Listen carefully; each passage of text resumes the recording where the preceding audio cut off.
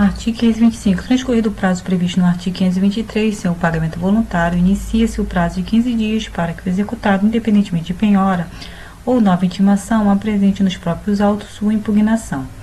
Parágrafo 1º. Na impugnação, o executado poderá alegar: inciso 6, incompetência absoluta relativa do juízo da execução. Inciso 7, qualquer causa modificativa ou extintiva da obrigação, como pagamento, inovação, compensação, transação ou prescrição, desde que supervenientes à sentença. Parágrafo 2º, a alegação de impedimento ou suspeição observará o disposto nos artigos 146 e 148. Parágrafo 3º, aplica-se à impugnação o disposto no artigo 229.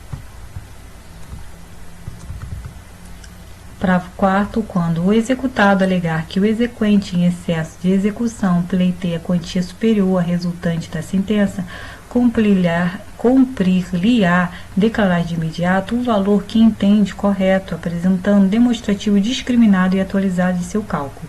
Parágrafo 5º, na hipótese do parágrafo 4º, não apontado o valor correto ou não apresentado o demonstrativo, a impugnação será liminarmente rejeitada se o excesso de execução for o seu único fundamento ou se houver outro, a impugnação será processada, mas o juiz não examinará a alegação de excesso de execução. Parágrafo 6º, a apresentação de impugnação não impede a prática dos atos executivos, inclusive os de expropriação, podendo o juiz, a requerimento do executado e desde que garantido o juízo com penhora, caução ou depósito suficientes, atribuir-lhe efeito suspensivo, e se os fundamentos forem relevantes e se o prosseguimento da execução for manifestamente suscetível de causar ao executado grave dano de difícil ou incerta reparação. Parágrafo 7º, a concessão de efeito suspensivo a que se refere o parágrafo 6º não impedirá a efetivação dos atos de substituição, de reforço ou de redução de penhora e de avaliação dos bens. Parágrafo 8º, quando o efeito suspensivo atribuído à impugnação disser respeito apenas à parte do objeto da execução, esta prosseguirá quanto à parte restante.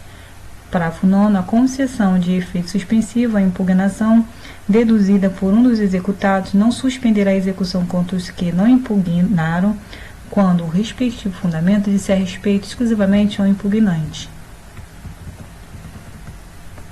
Parágrafo 10. Ainda que atribuído efeito suspensivo à impugnação, é lícito ao exequente requerer o prosseguimento da execução, oferecendo e prestando nos próprios autos caução suficiente e idônea a ser arbitrada pelo juiz. Parágrafos 11. As questões relativas a fato superveniente ao término do prazo para a apresentação da impugnação, assim como aquelas relativas à validade e à adequação da penhora, da avaliação e dos atos executivos subsequentes, podem ser arguidas por simples petição, tendo executado, em qualquer dos casos, o prazo de 15 dias para formular esta arguição, contado da comprovada ciência do fato ou da intimação do ato.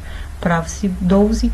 Para efeitos do disposto no inciso 3 do parágrafo 1º deste artigo, considera-se também inexigível a obrigação reconhecida em título executivo judicial fundado em lei ou ato normativo considerado inconstitucional pelo Supremo Tribunal Federal ou fundado em aplicação ou interpretação da lei ou do ato normativo tido pelo Supremo Tribunal Federal como incompatível com a Constituição Federal, em controle de constitucionalidade concentrado ou difuso. Parágrafo 13. No caso do parágrafo 12, os efeitos da decisão do Supremo Tribunal Federal poderão ser modulados no tempo em atenção à segurança jurídica.